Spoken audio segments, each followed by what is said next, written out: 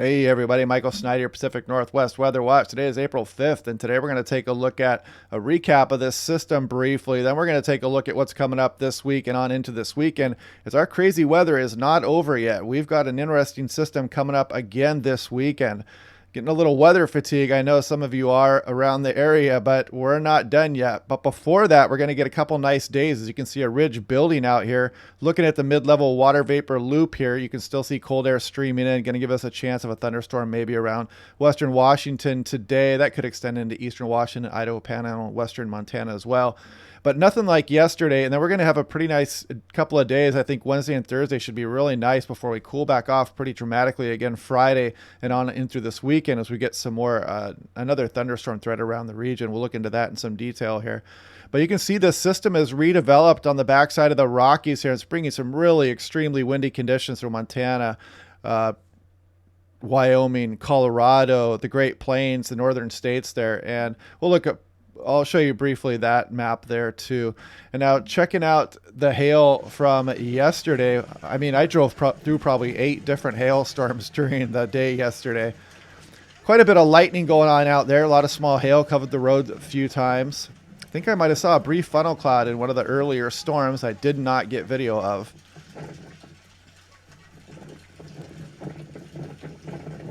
You can see some of these storms had some interesting bases, and they were briefly rotating.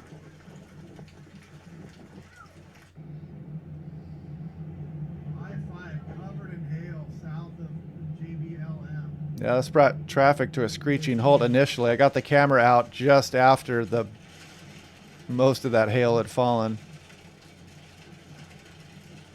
And this was near Raymond, Washington here too. Another pretty good hailstorm moving through there. But yeah, the models did pretty good with this yesterday. You can see the peak wind gust towards Spokane got up towards 60 like they were saying, and pretty good gust elsewhere. You got Walla Walla 68. I know Bellingham, I think, got to 64 yesterday. SeaTac topped out at 46, which was right about what the models were saying. Cape Disappointment about 64. So models did pretty good with this storm system yesterday. And here's today's thunderstorm potential. Again, nothing like yesterday. It would just be a stray lightning strike probably, and maybe in the convergent zone up in the foothills. So we'll see how that develops. And you can see that significant tornado threat down through the southeast today. It is springtime, and it's been pretty active down through the southeast already. And later next week, we might get a good system rolling through the plains here. I might go out and chase that one. So I will live stream it if I do. I know I was going to live stream yesterday, but I couldn't get the camera set up, and things were kind of chaotic. So I will try to do that next week when I go storm chasing, and I most certainly will. So there's still wind advisory for eastern portions of Washington. Winter storm warning still going on. Winter weather advisories as convergent zone bands might be moving through here today. But outside of those bands, we're probably going to have a decent day today. Some sunshine. The wind should be dying down a bit. And you can see the extreme winds with the storm system as it pushes off east through the plains in Montana and Wyoming there. Now, checking out that Montana, they're talking about extreme winds today, a prolonged period of extreme winds, and they're talking about power outages, tree damage. And I know there's a lot of truckers that go through this area out here, so they really need to have a heads up there, because as we saw back here, you can see how these semis just get blown over with these extreme winds coming across the region there. Yeah, Camp Muir yesterday, over 100 miles per hour yesterday evening. So very intense up there. Now I wanted to show you today, here's the infrared satellite forecast. You can see some convergent zone activity going through the day today, but outside of that should be a pretty nice day as some high clouds approach towards later on in the day today. And going into Wednesday morning, you can see just some high clouds around, and there should be very few showers, if any, around the area Wednesday. And we should warm up nicely into the 50s across much of the area, probably some 60s through Oregon, portions of Oregon as well. And as we go through Thursday, check it out. Nice warm day. There's going to be some high clouds moving in later probably, but not enough to keep us from having a really warm day on Thursday, which we'll go into detail, and I'll show you exactly why that's happening. So here's the HRRR kind of showing that shower activity around, kind of hinting at some convergent zone activity across the central sound. Might produce some pretty looking clouds, some sharp white cumulus as this moves through the area, especially if you're on the north or south side of this. If you're underneath it, you might see some dark bases. And this is kind of highlighting how the wind speeds are calming down today and pushing off to the east. So that really blustery, strong wind we were getting yesterday is definitely going to be on the wane by this evening. And checking out through Wednesday morning, we're going to get pretty chilly. Check this out Wednesday morning. There's going to be some freezing temperatures around the Puget Sound. So if you're out planting or if you got plants out there, I know gardeners are getting going this time of year. So heads up for that. It's pretty chilly in eastern Washington. I don't have to tell you if you're living in the higher terrains that it's still April and we can get these cold conditions. But now this is kind of showing that lightning potential for today. Here we go into Tuesday. You can see a little bit of around the Puget Sound, but not much. Some for eastern Washington, not a big deal, not like yesterday. But as we go on into, here's Thursday and Friday. As we get into Friday, you'll see we've got thunderstorm potential again as this chilly air aloft drops back over the region. We're going to get some pretty good troughing around. And going into Saturday, same thing. Check out the thunderstorm potential mainly across British Columbia, Washington, but this could easily extend into Oregon. This is getting pretty far out in the forecast coming up for Saturday. And Sunday, again, across the region, some really cold air aloft coming over with this next system. And even into Monday, some residual thunderstorm activity, even Tuesday. So we've got some active weather coming up yet again, folks. And let's take a look at what's going on here. This is at 18,000 feet. You see, this is where we are about now as this system really diving through Montana and starting to build our ridge offshore here. As we go into Wednesday, probably a pretty nice day for the Pacific Northwest. Might get up towards upper 50s for Seattle, and Thursday is going to be really warm. I mean, this is going to be our last warm day for a long time too, so I highly recommend getting out and enjoying this weather before the next trough moves through the area here. As you can see on Friday, chilly air aloft coming, and look at this trough just open up over the Pacific Northwest. Really cold air aloft as we get a ridge building that in winter would be kind of an Arctic outbreak potential here with this, but in April, we're not going to get there, but we could even get some higher hilltop snowfall around the area, but it's not going to be an Arctic outbreak. And you can see this troughing kind of open up and just kind of hang around the region there with even some reinforcing shots going on there well into the extended. This is 10 days out, and it still shows that troughing hanging around. So La Nina winter in effect, or spring, should I say, is in effect, as is pretty typical in a La Nina season. Now, looking at this here, this is at 10,000 feet. Here's that cold air spilling off east. You see our ridge building. We warm up. Our temperatures aloft pretty good here. Thursday afternoon, we're going to be really nice and warm. You can see a hint of a thermal trough, which I'm going to show in a little more detail here in a minute. And then you'll see Friday, really cold air start to move over the region. And by Saturday, check this out. This really chilly air here at 10,000 feet really moves down all the way down into California and Nevada even. As you can see, it hangs around here too, and even some reinforcing shots possible on in through next week.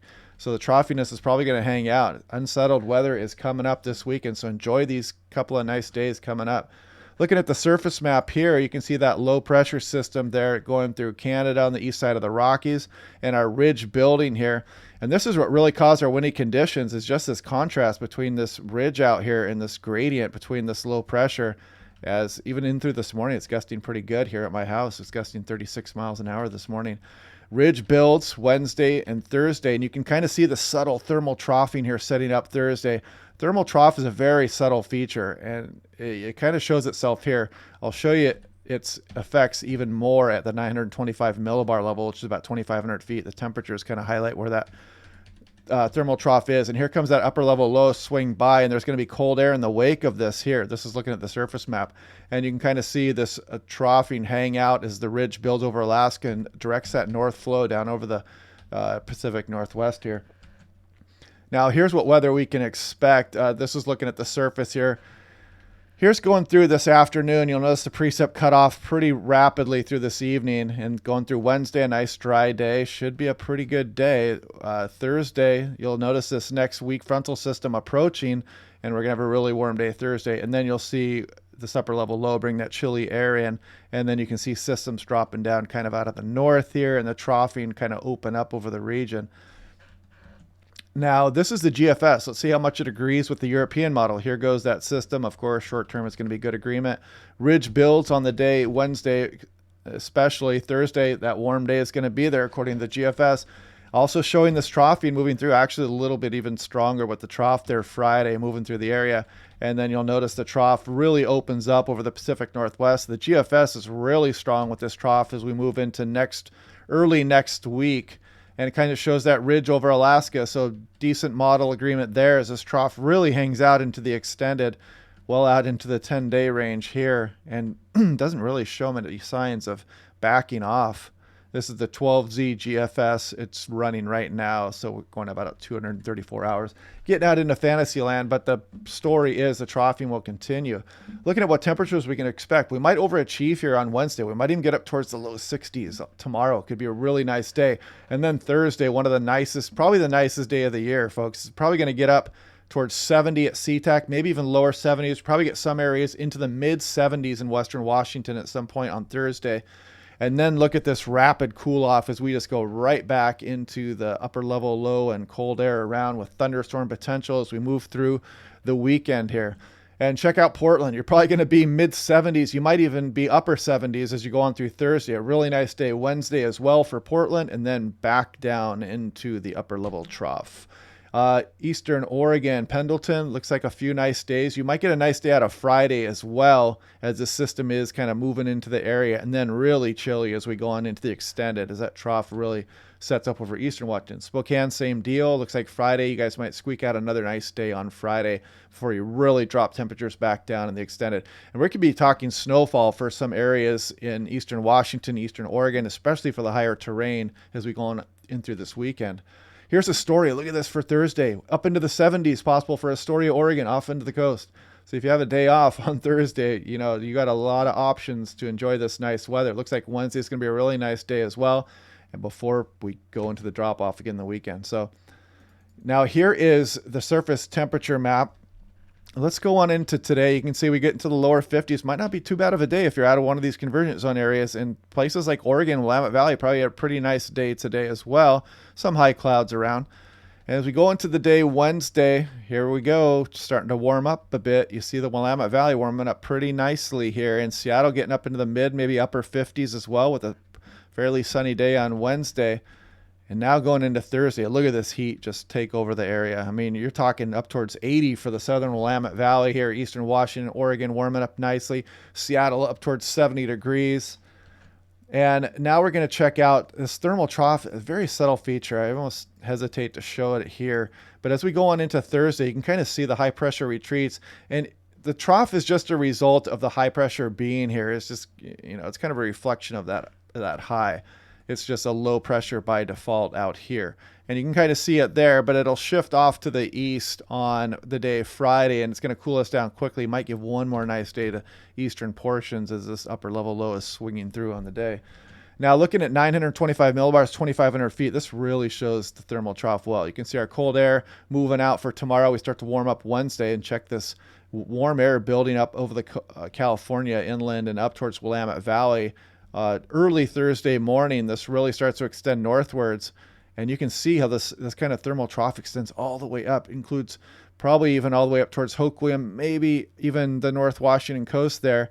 And then you can see this really cold air start to move in and really start to push this warmer air off to the east pretty quickly. And then the cold air is just going to take over the region here as we go into the extended. In fact, let's take a look at that here. So as we put this into motion, you can see this really chilly air coming aloft over the weekend here, and we're probably going to get reinforcing shots of it into next week if the models are correct, and the GFS and the European are in pretty good agreement on that. So anyway, hope you guys enjoyed that storm yesterday. I know I did. It was a good time. They had some nice lighting out at Cape Disappointment. Check out my Twitter feed. I shot some pictures out there. I did some drone video. I might post that on the page here later on YouTube.